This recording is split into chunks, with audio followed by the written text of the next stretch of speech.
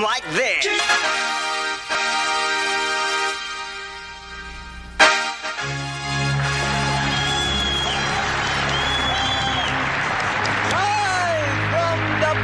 Republic of Chinatown, you are watching the 1996 Battle of the Brain.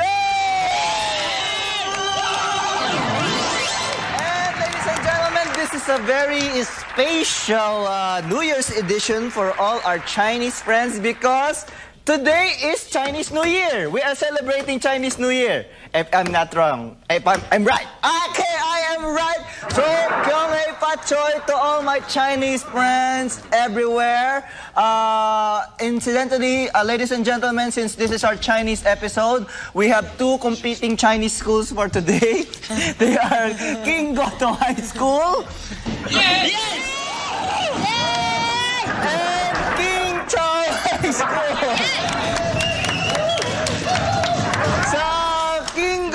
School po, nandyan po ang nagka-comeback dito sa Battle of the Brainest, si Mina Pareño. At ang pinakamayaman na lalaki sa buong mundo, si Sugar Maui. Okay. Yes, sila po yun. Nandito naman tayo sa King Goto naman ho. Kasama naman ho natin ang very controversial ngayon na madalas na iniiwan. Si Jelly Berenya. At ang naagaw naman kay Ruben Manahan, si Isabel Granada. Okay, incident. King Goto, do you know each other? Yes, Yes, sir. Okay, King Chao, do you still remember each other? Yes! Kasi Iha, nawala ka last week. Where were you last week? Namagayang mata ko. Okay. Nagkaroon siya ng swollen eyes. Okay, anyway, who will go first with our...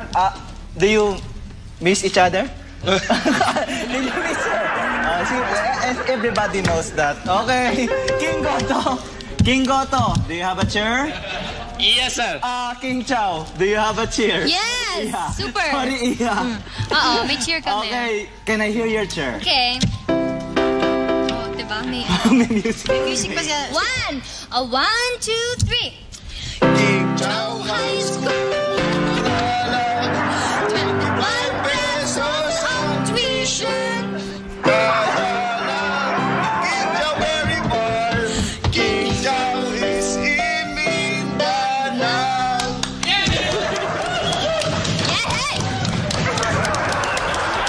Fantastic, no? Fantastic. Isa pang kanta nga, please. Isa pa. One more time. Hindi maayos eh. One more song again. Hindi, okay na. Okay na. Okay na. How about King Goto? Do you have a chair? Yes, sir. Yes, sir. But you are standing. You don't have a chair. Oh, we left it outside. Your chair. Okay, can I hear your chair? Yes, sir. Sorry, it's trying to be funny. Can I hear your chair? Okay, sir. Let's go! One, two, three, four. King Goto. Ito ang high school ko. King Goto. King Goto. Gogot Kitang. King Goto to. King Goto. King Goto. Piling kong Goto. Piling kong Goto. Piling kong Goto.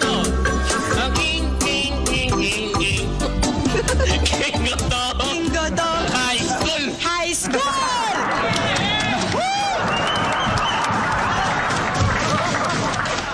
Mga kaibigan, I'm sorry. I would like to correct myself. We don't have two competing Chinese schools. We have two competing retarded schools for tonight. Again? No more. One time. No more. Stop it. Okay? Stop it. Okay, bago tayo tumuloy sa ating game proper, meron akong gustong batiyan. Happy birthday to Lea Luz Ignacio from Ricky Victoria, to Poveda Learning Center, grade 7D, and happy birthday to Attorney Bobby Pineda from your loyal friend, Romy Santos, na hindi kaano or not related to Miss Charo Santos. Sir, regular portion na yan. Yes, it's a regular motion. King Chao, will you test your buzzer, please? Is it working? Yes, sir. King Goto, test your buzzer, please. It's working. Hi to Rosalinda Antonia. Let's go to Battle of the Brain!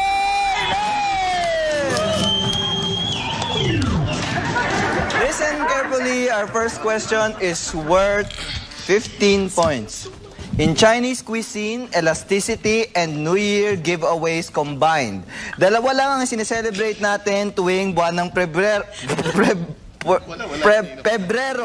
Ito ay ang araw ng puso at ang bagong taon ng mga Chinese. Madalas nating natatanggap ang isang Chinese merienda na makunat, bilog, madikit, kulay puti at minsan naman merong brown at binabalot sa itlog bago iprito. Ang traditional Chinese giveaway na ito ay nagsisimula sa letter T. Ano itong kakanina ito na piniprito? Yes, King Chow! Tuyo! Hindi, mali! Yes, King Goto! Talong. Mali pa rin, sabi ng nilalagyan ng itlog.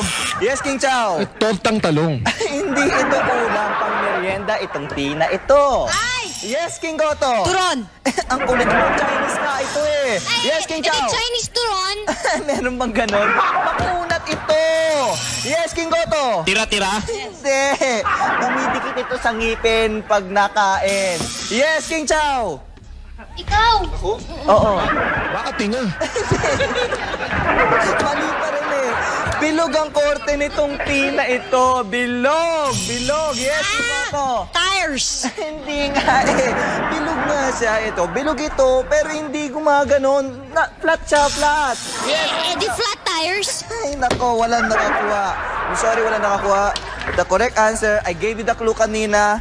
Ito ay madalas sinasamahan ng itlog. The correct answer is tahong. Is that a delicacy? Yes. Taho, I'm sorry. Taho pala. I'm sorry. I correct myself. Taho with egg. Okay, wala nakakuha ng ating first question. Piniprito ang taho Yes, with yes, yes. You have a torta, taho. It's tokwa. Ay nalaman namin na maraming nanonood ng 1996 Battle of the Brainless! Kung kaya't nais kong introduce ulit sa inyo ang ating dalawang competing retarded schools for tonight, ang King Goto High School na nandyan si Jelly Berenya and Isab Earl Granada, at sa King Chow naman nandyan si Mina Pareño at si Sugar Maui. Mga kaibigan, are you ready, King Chow? Yes. Are you ready, King Goto? Yes! Then let's go on with the 1996 Battle of the Brainless! Sir, cheer. Huh? No more cheers. Stop the cheering. Please. No more cheers? Actually, the audience requested for you to stop cheering. Okay? I have to say that, okay? Okay, let's go on. Our next question is worth 3 Chinese tikoys. Okay. In communism, Chinese personalities and resting in peace combined. Isang sikat na Chinese political figure na tagapagpalaganap ng socialism sa China at kinikilalang ama ng Maoism. Tatay niya, sir? No, not related to Maui Kokaroka. Ang kanyang initials ay M-C-T. So, 2 letters lang ang hulaan ninyo. Binigay ko na yung sa middle name niya, Che. So, Che. M-C-T. Sino ang M-C-T na ito? Yes, Goto. Mike Tyson. Mike Che Tyson. Hindi siya Amerikano. I told you, Chinese nga siya. Maputi at singkit ang mata. Mel Yes. Chanko. Mel Chanko. Hindi rin siya newscaster. Kilala siya bilang tagapagtanggol ng mga tao sa China. Yes, King Goto. Mr. T? Mr. T. Chetty? Sa China, sabi. Hindi ka pa sure, ha? Uncertain ka sa answer mo, Iha. Hindi sa Amerika. Okay, pag may pulong-pulong ang mga komunista sa China, tumatayo sa gitna, nagsispeech at itinataas ang kanyang kamay at buong lakas na sinisigaw niya ang... Yes! Mighty Thor! Mighty Tetor? Mighty Tetor. Ano? Mighty Tetor. Mali. Hindi ito katang-isip. Totoong tao ito na may damdamin at may pusong makatao dahil dito siya ay sinasamba ng marami. Yes, King Goto. Mother Teresa? Mother Che Teresa. Ay, mali. I'm sorry, wala nakakuha ng correct answer. I told you the last clue, hindi katang-isip, totoong tao ito, may damdamin at pusong makatao. Sinasamba ng marami, especially ng mga kababaihan. The correct answer is machete. Ang estatwang nakakasalubsob. Okay. Sino si Cesar Sigardo? Oh, there are two versions. I'm sorry. Both of them. Okay, ang estatwang nakakasalubsob, machete was the correct answer. Wala nakakuha. Let's go on to our next question. Our next question is worth 3 statues of machete. Okay, in music, appetizers and foreign nationality combined. Listen carefully. Kung inyo pang naalala, may isang kanta na ating naririnig sa TV kung saan may isang Chinese na may hawak na itlog na kanyang binasag sa isang bowl na soup. Listen very carefully dahil isa itong foreign song and it goes a little something like this. There are blank soup and there are blank soup, but there is nothing like the real blank soup. Ano itong blank soup na nagsisimula sa letter C? Yes, King Chow! There are chicken soup. No real chicken soup. Wala. Kwentang singer to.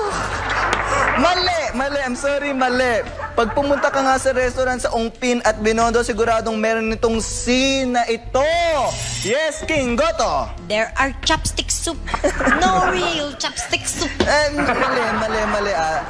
I give another clue. I'll give another clue. Maraming ingredients ang hinahalo sa C na ito. Maraming ingredients. Yes, King Chow. There are chop suey soup.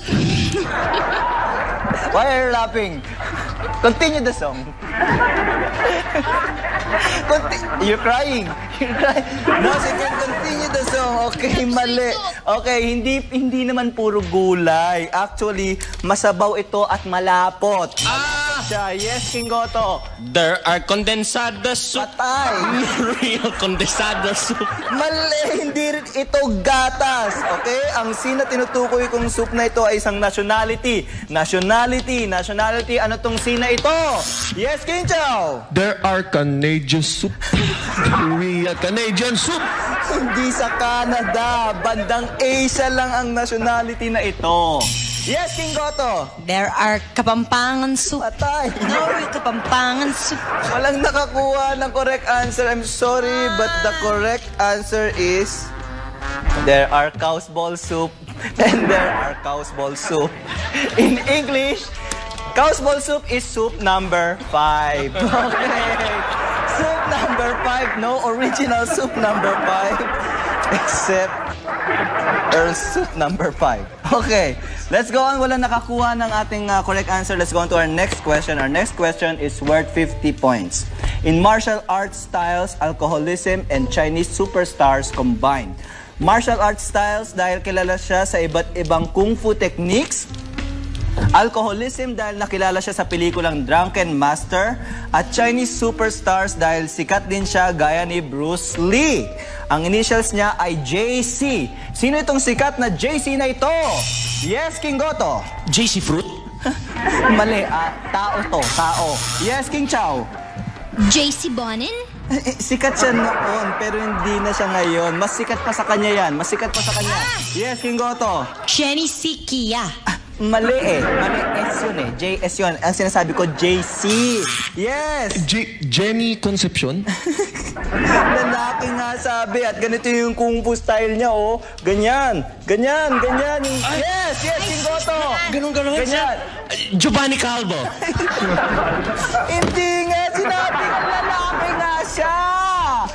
Yes! King Chow. James Cooper?